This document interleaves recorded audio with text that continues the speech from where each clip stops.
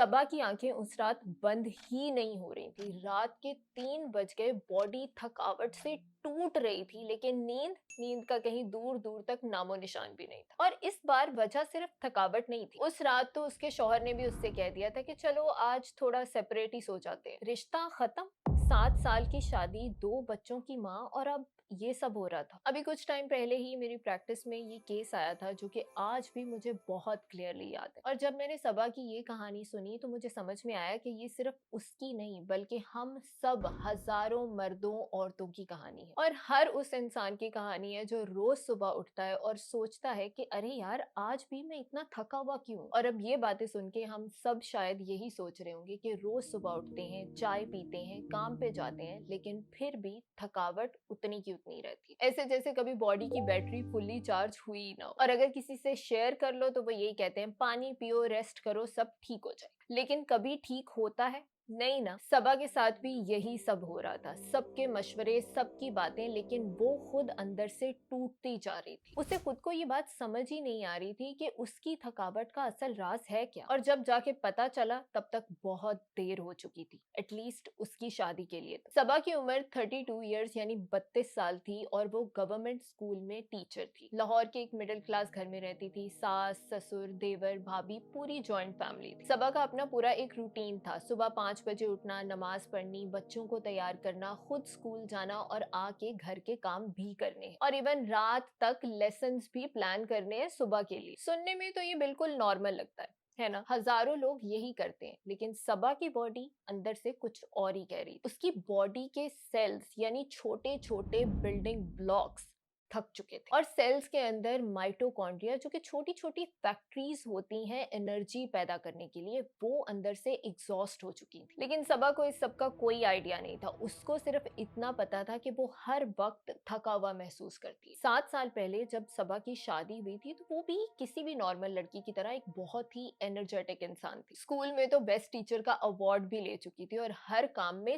सबसे आगे। और उसका शौहर अहमद भी बहुत खुश था। प्यारी बीवी, सपोर्टिव फैमिली, सब कुछ बिल्कुल नॉर्मल चल रहा था। लेकिन आहिस्ता आहिस्ता करके चीजें बदलने लगी। पहला बच्चा हुआ, फिर दूसरा। सबा की रिस्पॉन्सिबिलिटीज बहुत ज्यादा बढ़ गई थी और उसकी रेस्ट और मी टाइम बिल्कुल नॉन एग्जिस्टेंट हो गया था। और उसका स्लीप टाइम तो घटते घटते बिल्कुल 5 घंटे रह गया था। कभी कभी तो वो भी नहीं, 2-3 घंटे ही सो पाती थी। और इस पॉइंट से सबा की बॉडी में जो चेंजेस स्टार्ट हुए वो बहुत ही इंटरेस्टिंग है, at least medical point of view से। जब इंसान कॉन्स्टेंटली कम सोता है तो ब्रेन के अंदर से एक हार्मोन निकलता है जिसको कॉर्टिसोल बोलते हैं, और ये बॉडी का स्ट्रेस हार्मोन है। नॉर्मल इंसानों में ये सुबह के टाइम थोड़ा सा बढ़ता है ताकि बॉडी अलर्ट हो जाए, और रात होते होते कम हो जाता है ताकि नींद की तरफ जाया जा सके। लेकिन जब कॉन्स्टेंटली नींद पूरी नहीं होती तो बॉडी में कॉर्टिसोल हार्मोन के लेवल कॉन्स्टेंटली बढ़ते हैं, जिसकी वजह से बॉडी क्रॉनिकली स्ट्रेस में और थकावट में रहती है। इसको आसानी से समझने के लिए इमेजिन करते हैं कि बॉडी में एक अलार्म सिस्टम है। अब नॉर्मल सिचुएशंस में तो अलार्म सिर्फ इमरजेंसी में ही बजते हैं, लेकिन हमारी सबा की बॉडी में ये अलार्म 24 घंटे बजता रहता था, कभी बंद ही नहीं होता। और जब अलार्म कॉन्स्टेंटली बजता रहता है तो बॉडी कॉन्स्टेंटली इमरजेंसी मोड में रहती है, जिसकी वजह से हर वक्त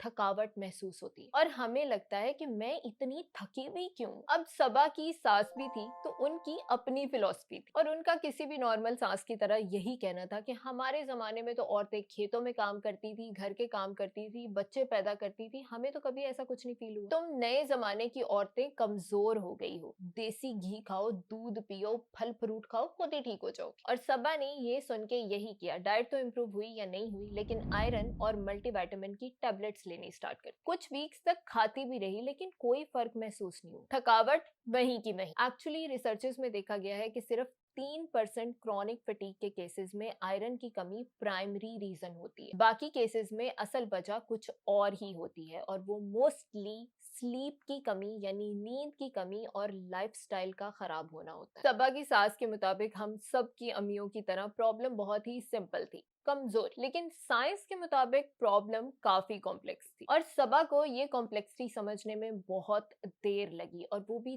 तब जब ऑलमोस्ट सब कुछ बेकार हो चुका था। और 1 साल के अंदर अंदर सबा की हालत बहुत ही खराब हो चुकी थी। वो स्कूल में अपने काम पे फोकस नहीं कर पाती थी और घर आके भी इवन थकी भी रहती थी। बच्चों के साथ बिल्कुल भी पेशेंस नहीं बचा था, काम करने की हिम्मत नहीं थी, और शौहर के साथ तो बैठ के बात करना तक भी बहुत कम हो चुका था। और इवन वो अकेली हो गई थी, सबसे दूर रहने लगी थी। और जो ये सब सबा के साथ हो रहा था उसको मेडिसिन में क्रॉनिक फटीग बोलते हैं। लेकिन इंटरेस्टिंग बात यह है कि ये सिर्फ फिजिकल लेवल पे नहीं होता, बल्कि ब्रेन भी इन्वॉल्व होता है। और जब हम क्रॉनिकली थके हुए रहते हैं तो ब्रेन का प्री फ्रंटल कॉर्टेक्स, वो वाला हिस्सा जो कि इमोशंस, क्रिटिकल थिंकिंग और डिसीजन मेकिंग के लिए रिस्पॉन्सिबल होता है, वो प्रॉपरली काम नहीं कर पाता। समझने के लिए ऐसे सोचो कि प्री फ्रंटल कॉर्टेक्स ब्रेन का वाइस मैनेजर है जो कि बाकी सबको कंट्रोल में रखता है। और जब मैनेजर ही थक जाएगा तो पूरे ऑफिस में तो हलचल और केओस होगा। और हमारी सबा का मैनेजर भी थक चुका था और इसीलिए वो छोटी छोटी बातों पर बहुत ही सिवियरली रिएक्ट करने लगी थी।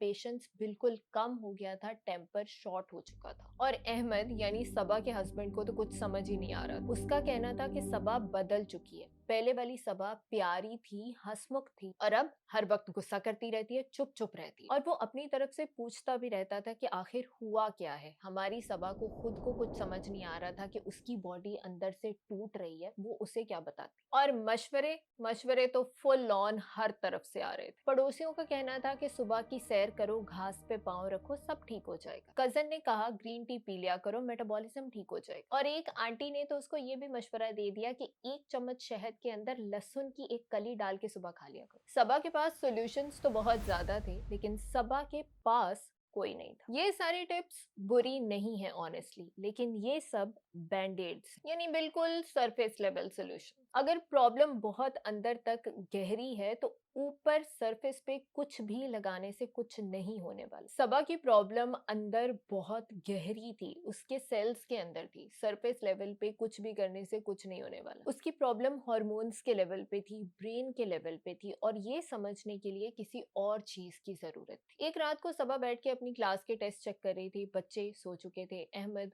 टीवी देख रहा था, और सबा ने सब कुछ साइड पे रख के अचानक से अपने हाथों में सर रखा और रोने लगी। बिना किसी वजह के आंसू बहने लगे। अहमद आया, उसने पूछा कि आखिर हुआ क्या है। सबा ने कहा पता नहीं, मुझे कुछ नहीं पता। और ये बात बिल्कुल सच भी थी। उसको एक्चुअल में नहीं पता था कि क्या हुआ है। उसकी बॉडी ने तो गिव अप कर दिया था, लेकिन उसके अंदर डायग्नोस करने के टूल्स नहीं थे। और जो सबा के साथ हो रहा था उसको मेडिसिन में burnout coupled with hormonal dysregulation बोलते हैं। और जब बॉडी क्रॉनिकली स्ट्रेस में रहती है तो सिर्फ कॉर्टिसोल नहीं बल्कि बाकी हार्मोन्स के लेवल भी डिस्टर्ब हो जाते हैं। सेरोटोनिन करके एक हार्मोन होता है जो कि मूड को रेगुलेट करता है, वो कम हो जाता है। डोपामिन जो मोटिवेशन और प्लेजर देता है वो भी ड्रॉप हो जाता है। इमेजिन करते हैं बॉडी में एक ऑर्केस्ट्रा है और हार्मोन इंस्ट्रूमेंट है। जब सब चीजें ट्यून में बजती हैं तो एक ब्यूटीफुल धुन बनती है, लेकिन जब एक भी इंस्ट्रूमेंट खराब हो तो पूरी सिंफनी बिगड़ जाती है। सबा की सिंफनी तो कब से बिगड़ चुकी थी। उस रात वो फाइनली सिर्फ सुन पा रही थी कि कुछ तो आउट ऑफ ट्यून चल रहा है। कुछ दिन बाद वो अपनी नानी के घर गई। नानी 70 साल की थी, गांव में रहती थी। सबा बचपन में नानी के घर रहा भी करती थी। उस दिन जब वो उनसे मिली तो सबा की आंखों के नीचे बहुत ही गहरे डार्क सर्कल थे। नानी ने पूछा क्या हुआ, नींद पूरी नहीं होती। सबा ने सब कुछ रो रो के बता दिया। थकावट, इरिटेशन, अहमद के साथ खराब होता हुआ रिश्ता, घर की जिम्मेदारियां, स्कूल का स्ट्रेस, ये सब कुछ was taking a toll on her. नानी ने ये सब कुछ चुपचाप सुना और कहा कि बेटा हमारे जमाने में भी औरतें काम किया करती, लेकिन एक चीज जो हम सब कभी नहीं छोड़ते थे और कभी कॉम्प्रोमाइज नहीं करते थे वो थी रात की नींद। जितना मर्जी काम हो, सूरज ढलने के बाद हम नमाज पढ़ के डिनर करके सो जाया करते थे, चाहे कुछ भी हो जाए। अब ये सुनने में तो बहुत सिंपल लगता है ना कि नींद पूरी करो, लेकिन सबा की नानी ने एक ऐसी बात कही थी जो कि एक्चुअली साइंटिफिकली बहुत ही एक्यूरेट थी कि बेटा थकन सिर्फ बॉडी की नहीं होती, रूह की भी होती है। जब मन थक जाए तो बॉडी कैसे सही से काम करे। अब ये बात जो सबा की नानी ने कही थी इसको साइंस में माइंड बॉडी कनेक्शन बोलते हैं। रिसर्चर्स के मुताबिक क्रॉनिक साइकोलॉजिकल स्ट्रेस, यानी अगर ब्रेन थका हुआ रहता है तो वो एक मेजर वजह है बॉडी में थकावट होने की। जब हम मेंटली थके हुए होते हैं तो बॉडी के अंदर इन्फ्लेमेटरी मार्कर्स बढ़ जाते हैं और ये इन्फ्लेमेशन बॉडी के सेल्स को डैमेज करती है और एनर्जी प्रोडक्शन बहुत ही स्लो हो जाती है। ऐसे सोचो कि जब ब्रेन थका हुआ होगा तो वो पूरी बॉडी में एक इमरजेंसी अलर्ट नाफिज कर देगा, जिसके रिस्पॉन्स में बॉडी अपनी एनर्जी सेव करने लगेगी और कुछ फंक्शंस पे कॉम्प्रोमाइज होने लगेगा, जैसे कि डाइजेशन यानी हाजमे का स्लो हो जाना, इम्यूनिटी वीक हो जाना, और फिर इंसान को फील होगा कि मैं बिना कुछ किए ही थका हुआ रहता हूँ। हमारी नानी ने सबा को एक बहुत ही प्रैक्टिकल सोल्यूशन दिया कि रात को 10 बजे के बाद सो जाओ, कोई पेपर नहीं चेक करनी, कोई फोन नहीं चेक करना, टीवी नहीं देखना है, बस सो जाना है, अपने आप को टाइम दो। एक हफ्ते के लिए ट्राई करो और फिर देखो कि आखिर क्या होता है। सबा ने नानी की बात मानी। पहले 2 दिन बहुत मुश्किल थे। रात को 10 बजे सब कुछ बंद कर देना, जब हस्बैंड टीवी देख रहा हो तो उसके साथ ना बैठना, पेपर्स चेक ना करना। व्हाट्सएप पे इतनी सारी नोटिफिकेशंस आई हैं लेकिन उन सब को इग्नोर करके सिर्फ सोना। मुश्किल था लेकिन उसने किया। और जब सबा ने ये सब कुछ स्टार्ट किया तो अनकॉन्शियसली वो एक्चुअल में स्लीप हाइजीन का प्रिंसिपल फॉलो कर रही। जब हम रात को सोने से पहले स्क्रीन्स बंद कर देते हैं तो टीवी में से, फोन में से जो विजिबल लाइट एमिट होती है वो ऑब्वियसली खत्म हो जाती है। और ये वही लाइट है जो कि मेलाटोनिन यानी जो स्लीप का हार्मोन है उसकी प्रोडक्शन को डिस्टर्ब कर रही थी, जिसकी वजह से नींद नहीं आ रही थी। अब ऑब्वियसली जब लाइट ही नहीं होगी तो मेलानिन को रोकने के लिए कोई होगा ही नहीं। मेलानिन की प्रोडक्शन थोड़ी सी बढ़ जाएगी जिसकी वजह से नींद आने लगेगी और बेहतर नींद आने लगेगी। लेकिन इंपॉर्टेंट बात यह है कि सिर्फ एक रात की अच्छी नींद से कुछ नहीं होने वाला। बॉडी को एक वक्त चाहिए अपने आप को रिपेयर करने के लिए। रिसर्चेस के अकॉर्डिंग देखा जाए तो अगर कॉन्स्टेंटली तुम अपनी नींद को बेहतर करते हो तो विजिबल रिजल्ट्स तुम्हें 2 या 3 हफ्ते में नजर आना स्टार्ट होते हैं। सबा को भी ऑब्वियसली टाइम लगा। पहले हफ्ते सबा को कोई डिफरेंस फील नहीं हुआ और पहले कुछ दिन तो एक्चुअल में वो पहले से भी ज्यादा थका हुआ महसूस करती थी। और उल्टा अब तो दिन में भी सुस्ती छाई हुई रहती, और अब तो उसकी सास ने भी छोटा सा ताना मार ही दिया था कि अब तो ये पहले से भी ज्यादा सोती रहती है, काम कौन करेगा। लेकिन सबा ने इग्नोर किया। उसने सिर्फ अपनी नानी की एडवाइस फॉलो की कि बेटा, बॉडी सबसे पहले अपना कर्ज उतारती है। इतने सालों से जो तुम्हारी नींद छिन गई है उसको वापस लाना ही पड़ेगा। तीसरे हफ्ते कुछ चेंज फील हुआ। एक सुबह वो उठी और उसे उतनी हैप्पीनेस फील नहीं हो रही। सर हल्का था, नींद पूरी लग रही थी और बॉडी में एक सटल सी एनर्जी थी जो उसने पिछले इतने सालों में कभी फील नहीं की थी। अब जो सबा की बॉडी में हो रहा था वो बहुत ही